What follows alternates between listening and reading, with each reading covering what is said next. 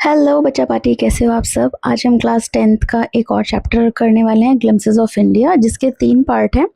सबसे पहला पार्ट है अ बेकर फ्रॉम गोवा। इसके 1 बाय 1 हम एक एक पार्ट करेंगे और तीनों की मैं सेपरेट वीडियो डालूंगी, क्योंकि अगर सिंगल वीडियो में रिकॉर्ड करेंगे तो वो बहुत ज़्यादा लंबी हो जाएगी। सो बिना टाइम वेस्ट किए चलो let's get started with the chapter. So a baker from Goa, ये जो स्टोरी है ये लूसियो रॉड्रिग्स ने लिखी है।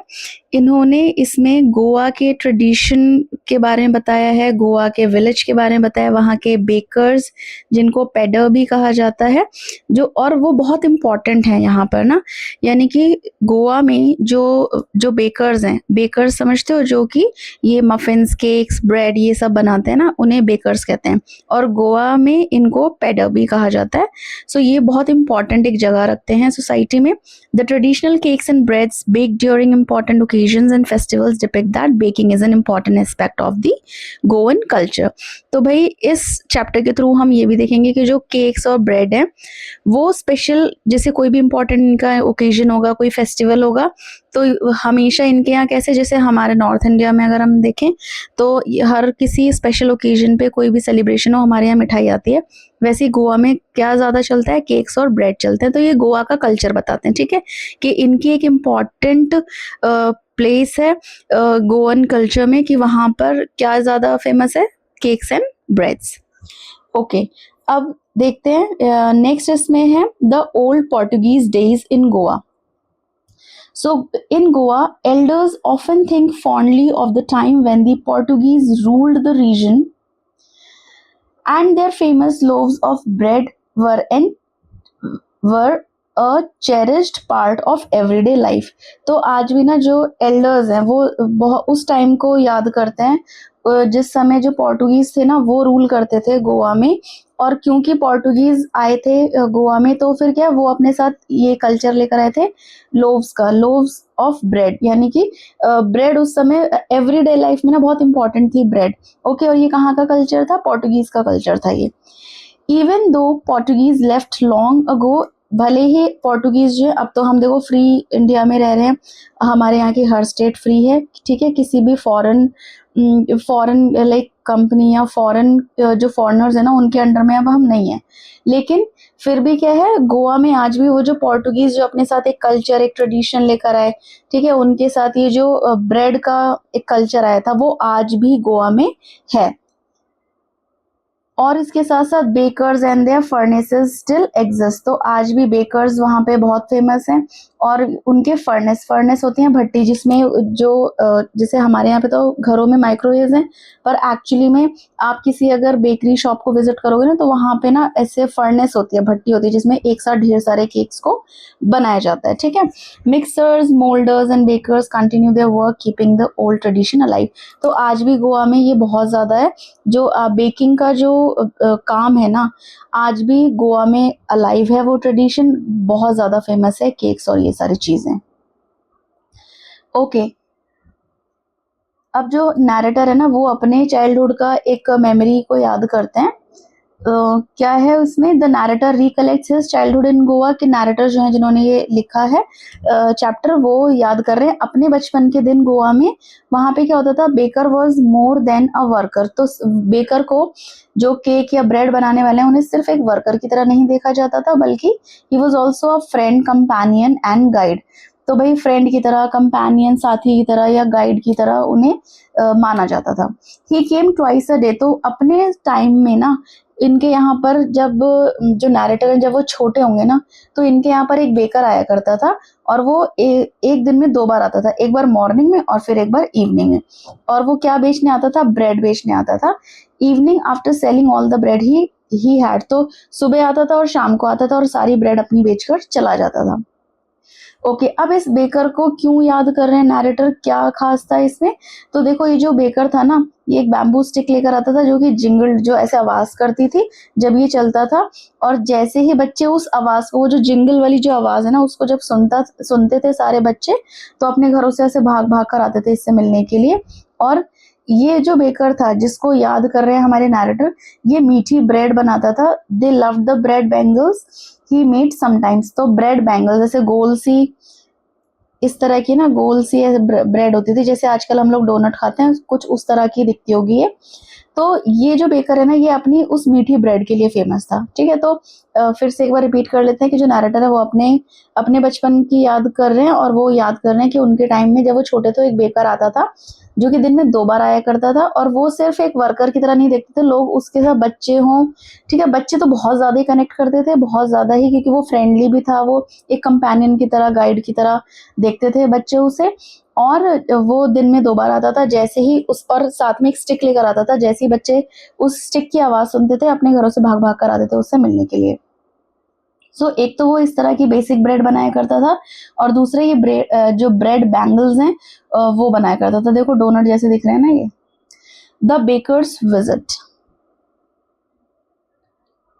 तो देखो, the baker carried a big basket of bread on his head and a bamboo stick in his hand. One hand held the basket and the other tapped the stick on the ground. तो ये जो baker था जिसके बारे में narrator हमें बता रहे हैं अपने बचपन वाले, तो ये क्या बोलते हैं कि भाई एक तो बड़ा सा टोकरा ऐसे सर पे रखकर लेकर आता था ये बेकर, और एक हाथ से वो बास्केट पकड़ी हुई होती थी इस बेकर ने, और दूसरे हाथ में वही बैम्बू स्टिक होती थी जो कि आवाज करती थी। ठीक है, और उसको स्टिक को ना ऐसे टैप करता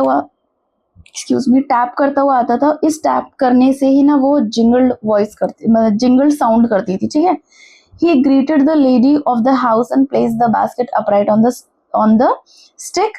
The children were gently pushed aside but always tried to peek inside. तो अब क्या है, वहां पर ही कोई लेडी होगी जिसके घर पे वो आकर और वहां पर ही बेचता था। ठीक है, अब बच्चे सारे भीड़ लगा लेते थे, तो उनको बड़े प्यार से वो ऐसे साइड करते थे ताकि भाई सब लोग खरीद सकें जो भी ब्रेड लेकर आता था, और ये जो ब्रेड बैंगल्स लाता था।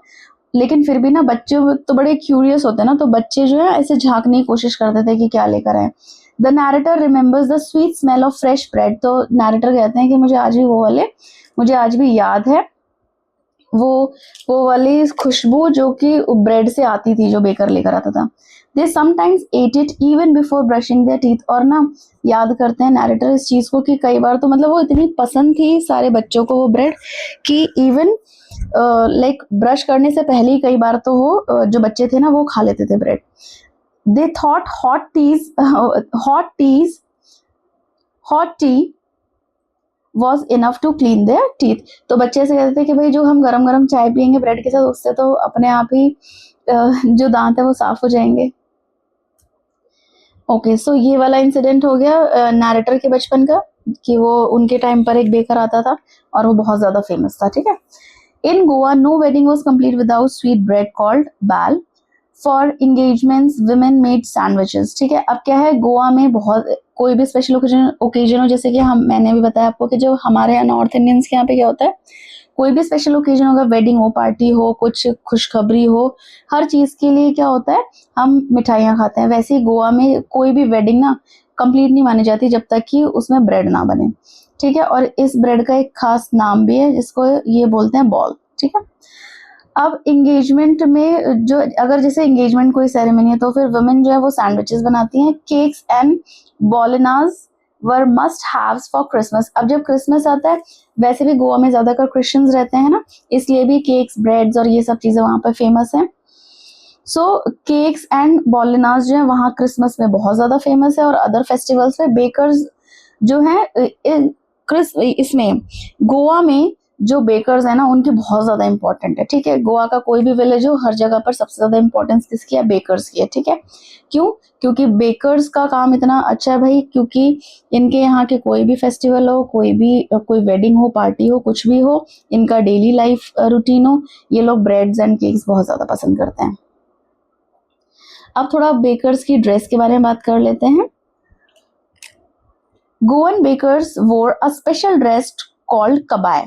तो भाई ये जो गोवा के जो बेकर्स है ना, ये एक स्पेशल तरह के ड्रेस पहनते हैं जिसको कबाय कहते हैं। ये एक लॉन्ग फ्रॉक होती है जो कि नीज तक जाती है, मतलब कुछ ऐसा इमेजिन आप कर सकते हो। ठीक है, और ये नीज तक होती है। देखो, in the narrator's childhood, bakers wore shirts and trousers that were shorter than full pants but longer than half pants. जैसे अगर आपको याद हो कैप्रीज बहुत चलती थी पहले ना, शायद अभी भी चलती हो, तो ना तो वो पूरी, ना तो वैसे शॉर्ट्स की तरह इतनी छोटी होती है, ना वो फुल पैंट होती हैं। ओके, सो वो 3/4 होती हैं, जैसे कि लेट्स से कि ऐसे, मतलब नी से थोड़ा नीचे होगी, ठीक है। चलो इतना मैं ड्रॉ करने पे ध्यान नहीं देती हूँ, ऐसे चलो कर ही देते हैं। ऐसे करके मान लो तो यहाँ तक की वो पैंट होती है। ये शॉर्ट्स हो गई, ये हो गई फुल पैंट और ये हो गई 3/4 ट्राउजर। ओके, तो भाई ऐसे तो क्या हम बात कर रहे थे, ड्रॉ करने में कुछ ज्यादा ही मेरा ध्यान चला गया। ओके, सो नैरेटर ये बताते हैं कि जब वो छोटे थे ना, तो इनके टाइम में बेकर्स जो थे वो शर्ट पहनते थे और ट्राउजर पहनते थे साथ में। अब ये ट्राउजर कैसा होता था, ना तो ये शॉर्ट्स की तरह इतना छोटा होता था, ना ही ये फुल पैंट होता था। ये कुछ ना 3/4 टाइप की पैंट, जिसको हम कैपरीज बोलते हैं, वैसी पैंट होती थी, ठीक है। Even today anyone wearing half pants in Goa is jokingly called a pader. So जैसे सबसे पहले चैप्टर के हमने डिस्कस कर लिया था कि जो बेकर्स हैं उनको बेकर्स को गोवा में पेडर्स भी बोलते हैं, ठीक है। सो अगर कोई आज भी 3/4 वाली वो कैपरी पहन लेना, तो उसको मजाक में ऐसे बोलते हैं कि ये तो पेडर है, ठीक है। ऑलराइट, उसके बाद बेकिंग अ प्रॉफिटेबल प्रोफेशन। अब जो बेकर्स है ना, उनका मंथली अकाउंट क्या कहाँ पर होता था, वॉल पे। जैसे शायद अगर आप लोग आज के ज़माने में, मुझे नहीं पता होता होगा या नहीं होता होगा, तो जैसे पूरे महीने कोई भी जैसे दूध या राशन जो है पूरे महीने लो, और उसके बाद जो पेरेंट्स है ना, वो क्या करते हैं, ऐसे पूरे महीने राशन या दूध वगैरह लेते हैं और फिर उसका जो बिल है वो पे करते हैं बिल्कुल मंथ के एंड में।